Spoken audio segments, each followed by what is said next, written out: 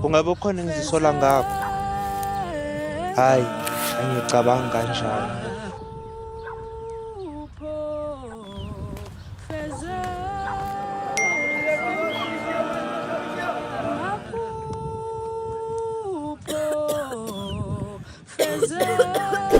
Such things happen unexpectedly. The process of document submissions can be annoying sometimes. Work is always tense, but there's always a reward at the end.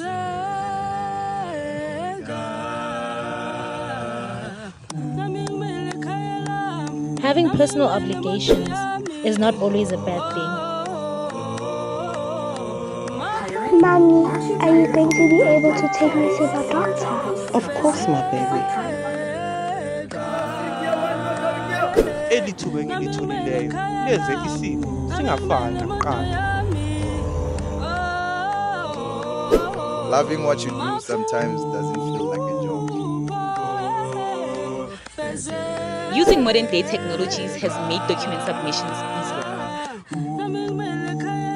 Being part of your community creates a safe space not only at work, but also at home.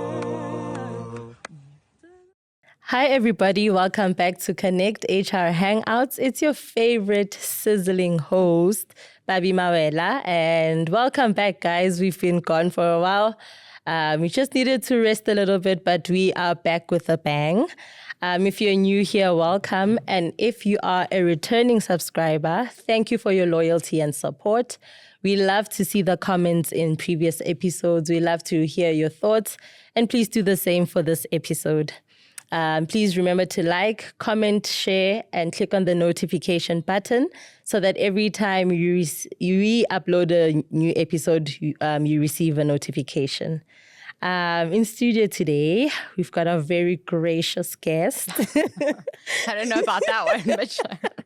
I'll take it. Yeah, she goes by the name Jean Rodrigues. Am I saying it right?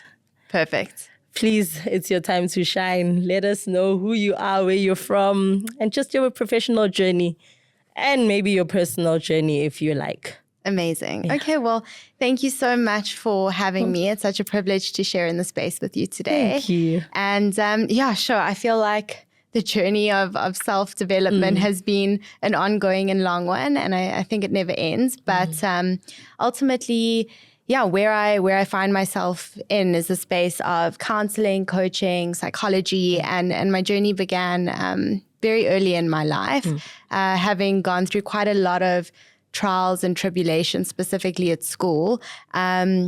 I was a highly stressed out kid, and I'm grateful that my parents really opened up different avenues of supporting myself and exploring what that looked like. So that took me on the journey of my own coaching process and therapeutic journey. And alongside that, the science of yoga came into my life, specifically the Satyananda yoga tradition, which was incredible. And then hypnotherapy and a variety of other tools. And I think from that moment onwards, having had such a huge impact on me, that really steered my course in terms of that is what I want to do, is really be able to create those spaces for others. And and that's where my journey began. And I kind of started off with a business degree and then majoring in marketing and psychology. And then from there, kind of hitting other passions and strengths and skills that I had, studied acting as well, which was quite exciting, and definitely used it in a different way. The movement was beautiful. And then I furthered my coaching and my psychology journey, and that has been ongoing, adding and taking away and refining, and this is where I find myself. Sure, amazing. Yeah. And with your coaching career right now, what is it that you are focusing on mainly? So I'm fortunate enough to have my own practice, and I work with a variety of different companies in corporate and with teams. But I also have found myself working a lot in the neurodiverse space. So I work a lot with neurodiversity, executive functions with adolescents and parents. And then I have also found myself working a lot in the addiction recovery space as well. So that's been quite interesting. And I've just moved through my coach supervision training, which has been wonderful. And I feel like I really have loved that journey because the coach supervision space is almost like this beautiful bridge between kind of psychotherapy and coaching, and the ability to kind of hold space for other coaches and other individuals in this profession, and being able just to look at how you are holding space for others and how you're holding space for yourself, and looking at your own ways to support yourself at the end of the day. That is great. That is great, Jean. And so you're the right person for today's topic, which is like the importance of employee well-being and wellness, as well as, employees that are experiencing burnout lately, So I think you're the perfect person for that. Let's touch on employee well-being. What does that look like for companies? What should they be implementing to ensure that employees are in the right headspace? I love that word well-being, because I think it has so much to do with the idea of human beings, right? And I think we spend so much of our lives being human doings rather than human beings. And being is really this ability to just exist in your present moment and being able to really be aware of your own experience. And I think that really speaks to the starting point of well-being, is to know yourself and to start that journey of actually, in my experience, what feels good and what doesn't feel good for my nervous system. So I think when we look at well-being in terms of companies, I think I love to look at from a very systemic perspective, and I love the systems theory idea, because that really speaks about the idea that as an individual, you have your own inner system and your own inner workings. So it's really important to look at, okay, what is okay and what's not okay within me, and to be able to go on that journey of emotional regulation and executive function support and all of that. And executive functions really speaks to these top-down cognitive processes such as managing time, or being able to set goals, or planning and prioritizing. So I think it's about having that symbiotic relationship of your own system and awareness of well-being. And then in terms of a company system, in the sense of, okay, well, what are the structures that would be wonderful to be put into place in order to cultivate a well-being that is healthy in a corporate space. Yeah. And so as you're speaking, I'm stuck on one thing. You say that individuals need to have their own kind of system, so what are the examples that you have come across where people are able to regulate their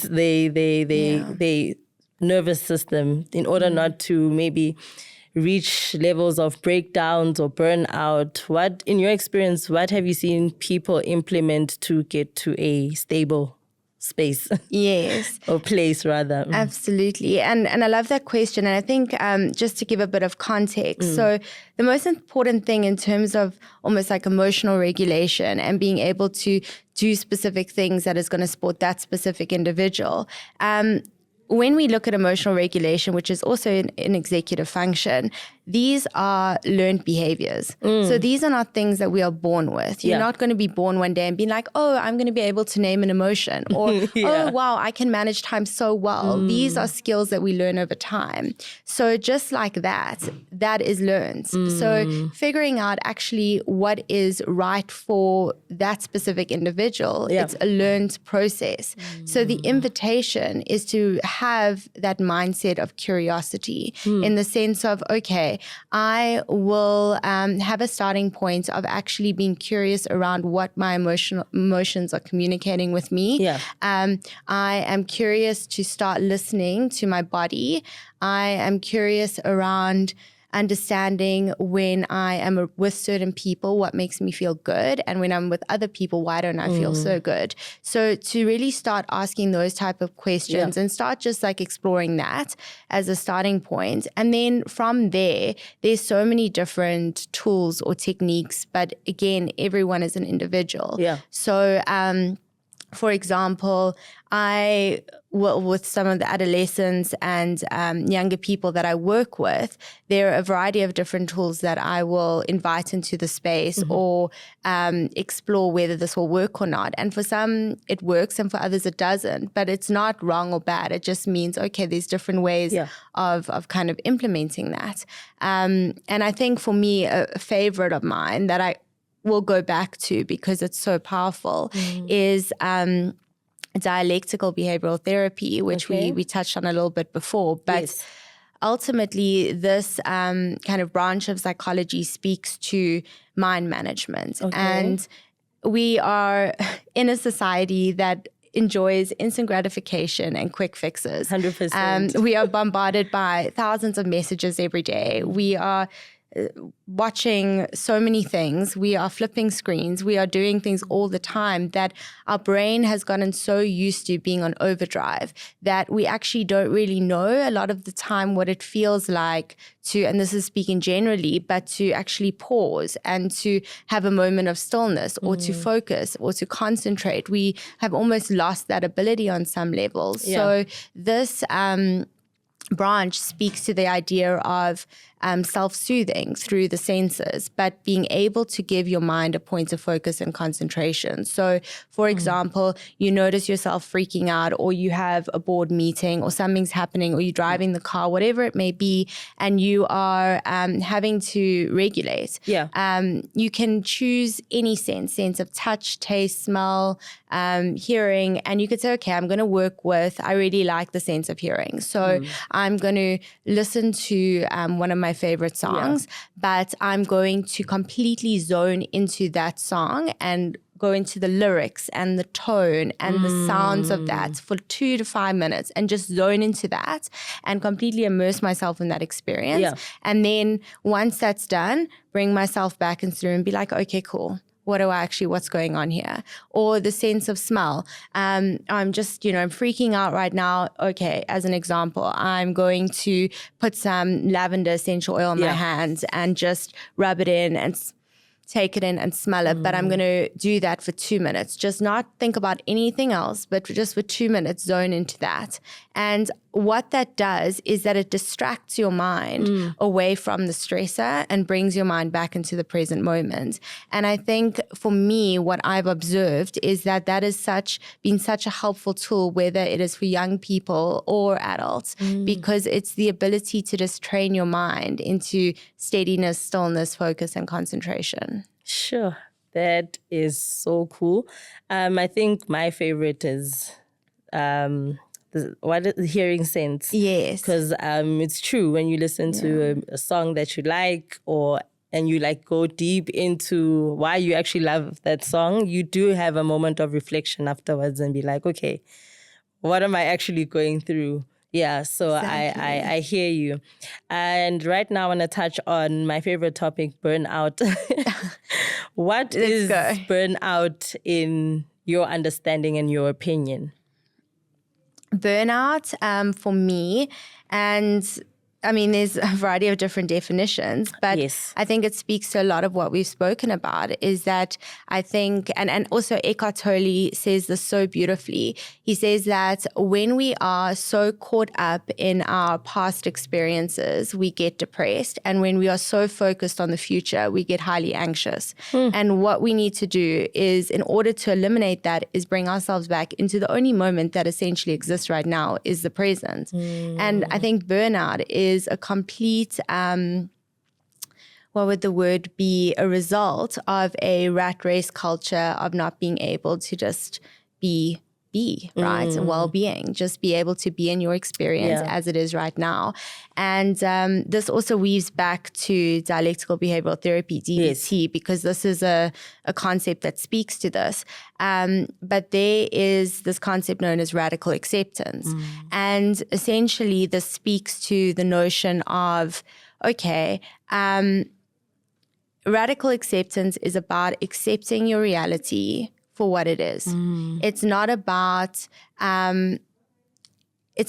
perpetuating the suffering. And I think that is the burnout, the suffering of that. So radical acceptance is, okay, so let's say your life's really shit at the moment, or things are not going to plan, or this person did this, or you didn't get the promotion, whatever it is. Yeah. It's not saying it's not this idea of toxic positivity or like don't experience the emotion. No, it says feel your experience. It's not great. But from there, it's like, okay, I'm feeling really shitty about this. This is not great. This has happened, but this is what I'm going to do about it. It really just, you allow yourself to honor your reality as opposed to going to the process of, yeah, this is so shit, this has happened to me, but why couldn't it have been different? And if it was this person, and that's the suffering, is when we try to almost challenge the reality, that ultimately creates more suffering. But if we can just be like, okay, the car just pulled in front of me, that's really frustrating. As opposed to being like, the car just pulled in front of me. You know, I totally feel like that person knew that it was, and then before you know it, you're in this whole little down the rabbit hole. And like in 1976, when your great grandmother, you know, like, and you go back to all of these memories. And I think that's it. It's just the ability to just honor your experience for what it is, not try change it, and just be with that. And then say, okay, so what now? Yeah. As opposed to almost kind of perpetuate that suffering. Sure. I feel like you're describing me, but okay. I feel attacked. No, but very valid points. Oh, you know what? Honestly, it's, I think on so many levels, a shared experience, right? Because I feel like I can feel this and I suppose speak to it is because, I mean, it's been such a part of my reality too. Sure. You know? No, that's good because I could feel that the emotions are rising. But I hear you, and which speaks to my next question, right?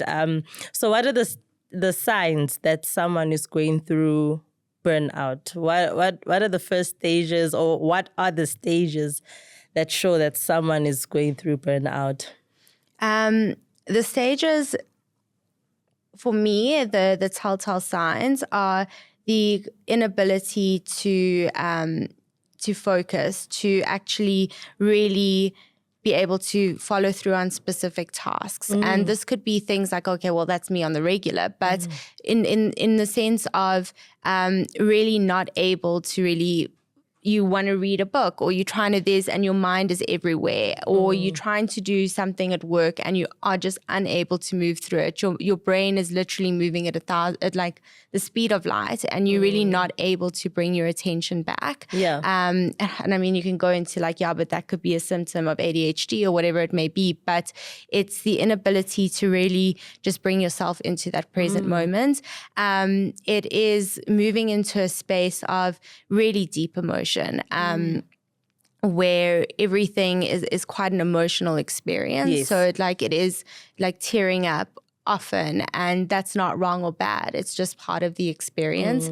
And it's just the inability to kind of plan, to prioritize. It's struggling to kind of set goals or move forward. It's almost this feeling of being stuck and just not able to kind of shift and move. And you're almost in the same kind of vortex over and over again. And that, I suppose, that vicious cycle just keeps going. So for me, it's interesting because this is where I believe, and what we train to, but where coaching and therapy is different, because coaching says the client that you work with, it's this unconditional positive regard.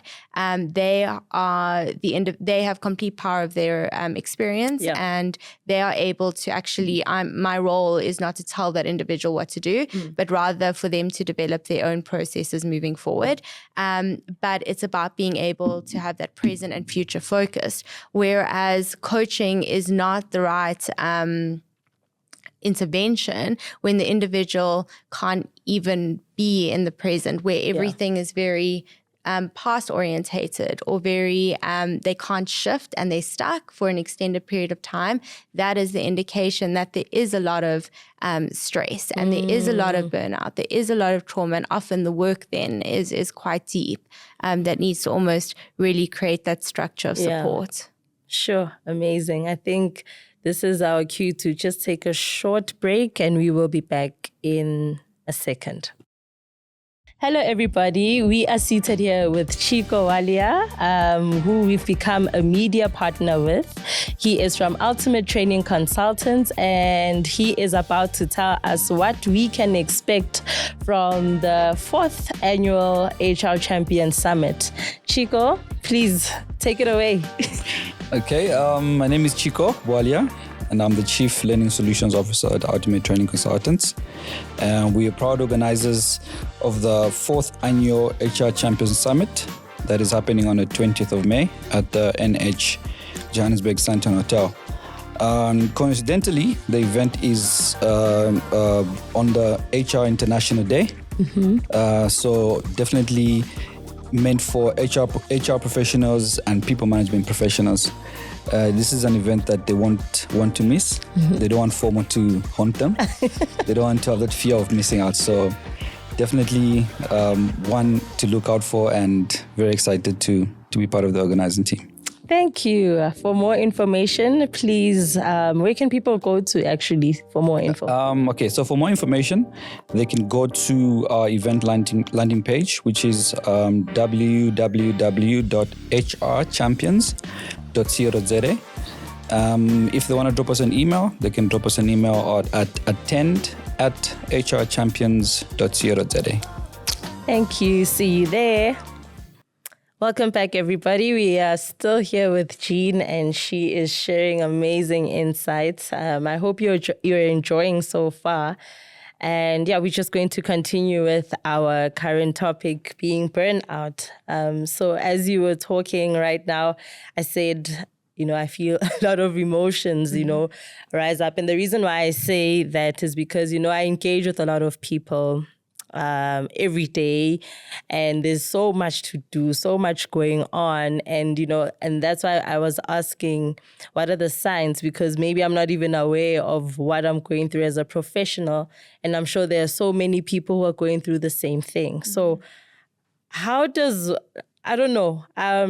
want to know that how does one navigate through feeling this way? Do we pause? Do we continue? Do we consult? What's the next step for someone who's going through something like me?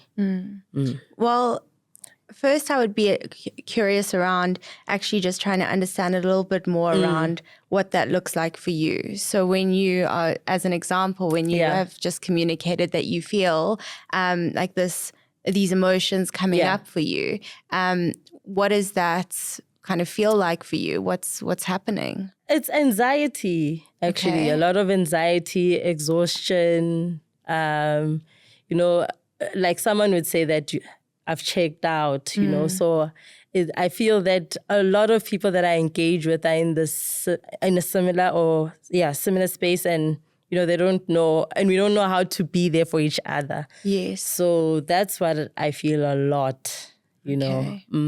So in this space, how would you want me to be with you? Hectic. I don't know.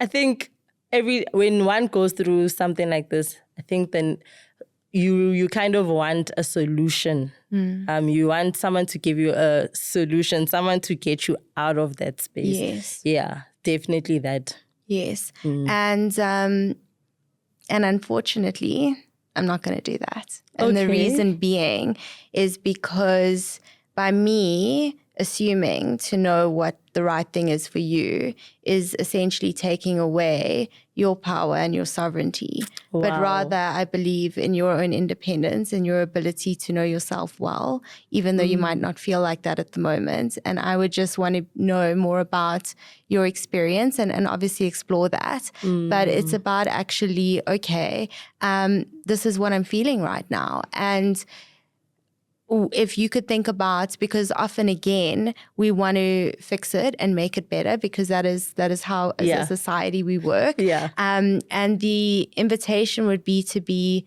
more curious around actually what is your anxiety communicating with you, and what is your current experience actually trying to just tell you or ask you to feel and just understand as a starting point.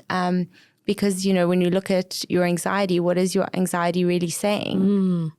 Sure.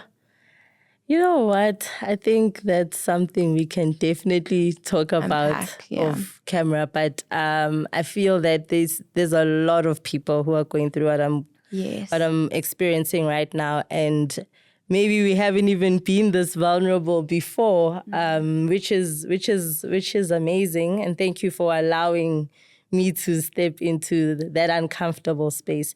I think it's very important to be in touch with. So when you introduced yourself, you actually mentioned that you're in the neurodiversity space. What do you actually do in that space? Yeah, and I think actually that's such a beautiful question that weaves from your experience, right? Because 100%. When I found myself, so obviously having a background in psychology and continuously furthering myself in these areas, neurodiversity really looks at different kind of cognitive, I don't even like to use words like challenge, because I think individuals that fall in these spaces are so highly intellectual and so incredible. But it's just, again, having the tools to be able to understand how everyone's unique brain works. Yes. Because we all have like similar ways of functioning with our brains, but we all just access information differently. And I actually found myself in the neurodiverse space when I started working for a company in the UK. Okay. And they specifically focused on neurodiversity. We're looking at aspects like ADHD, dyslexia, dyspraxia, different cognitive processing challenges, areas of improvement, again, building on executive functions, which are all learned behaviors where we all have to learn these things throughout our lives as we go.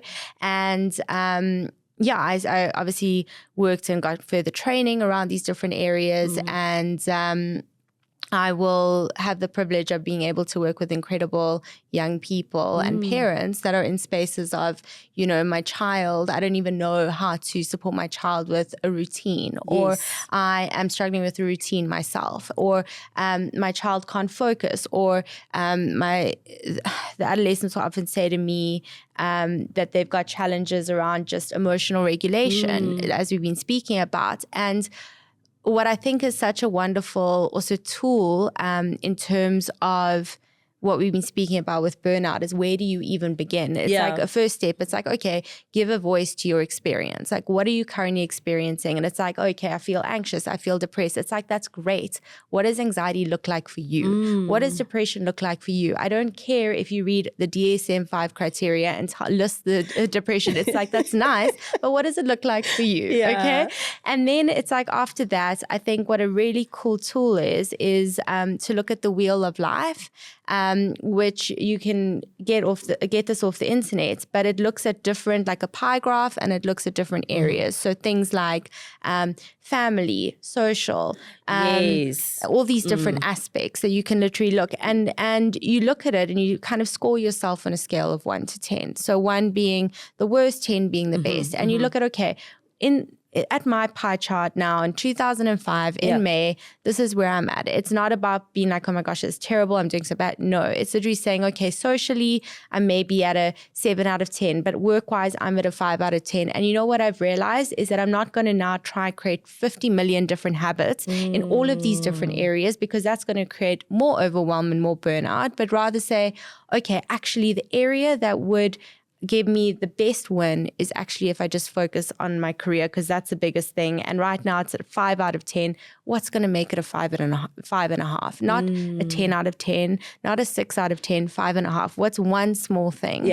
And start with that. And then literally focus on that every week, and then every second week. And then once that becomes more of a habit and a routine after a month, then add something more. So it's almost just saying, the invitation is you don't have to overwhelm yourself with the need to fix everything all at once. Just by making one small shift in an area that would be significant, I would say is a good place to also start, because that just gives you a bit of insight. That is valuable advice. And funny enough, I told you on Saturday I was speaking to, I don't know who I was speaking to, but I was telling them that I was actually at a book launch, and I was engaging with actually Londiwe Mncube. She will be one of the speakers at the HR Summit, which we'll touch on later. Amazing. And she was saying that, lately in the workspace, there are a lot of neurodiverse people, and managers are struggling to manage people who are either on the spectrum or have some form of mental challenge. So I wouldn't call it that, because I'm also currently learning about that journey as my son is autistic. So I feel that there's a high demand in that space. And I want to know, what does that look like for the future of HR, managing and leading people who are neurodiverse? What are people or companies implementing strategies that assist, or are there gaps? So what does that look like currently?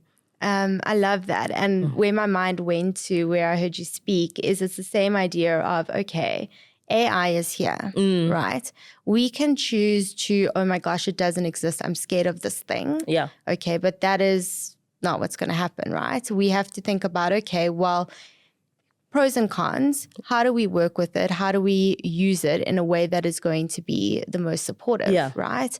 And it's basically, even when I work with neurodiverse adolescents, is actually looking at how they can use AI for this as a support system, not as a detriment. But that is the same thing with companies. Mental health, neurodiversity is not something to be feared or worried about, but 100%. Rather it's the invitation of creating something so powerful and so new, because the companies have these incredible minds, and the invitation is, how do we tap into their incredible minds so that we can create an incredible culture? Not how do we pretend this doesn't exist and just move beyond that.